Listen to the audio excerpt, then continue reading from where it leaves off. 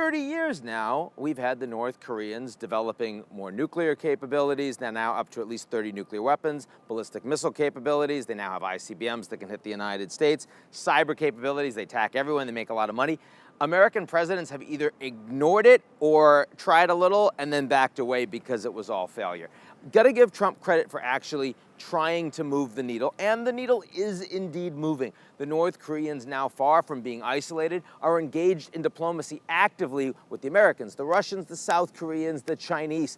That's a positive thing. Confidence-building measures that matter, and still a suspension of North Korean ballistic missile and nuclear tests, something we all want. Now, did Trump give away too much at the summit? A little bit. I mean, he shouldn't have said that American military exercises are provocative, and he certainly should have told the South Koreans and Japanese he was going to do that before he actually did. Got to talk to the allies.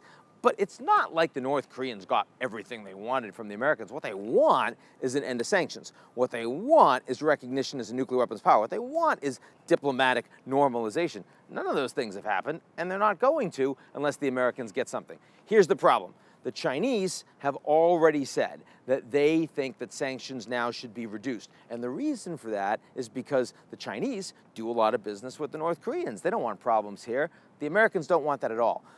U.S. and China were aligned in getting this meeting done. Their interests are now diverging pretty quickly. And for the Americans to be able to deal with that effectively, they're going to need effective diplomacy. But that's one thing we haven't seen in spades from the Trump administration to date. I'm pretty optimistic about the fact that we're no longer thinking of blowing each other up. I'm not so optimistic that the United States is ultimately going to have the upper hand dealing with the North Koreans.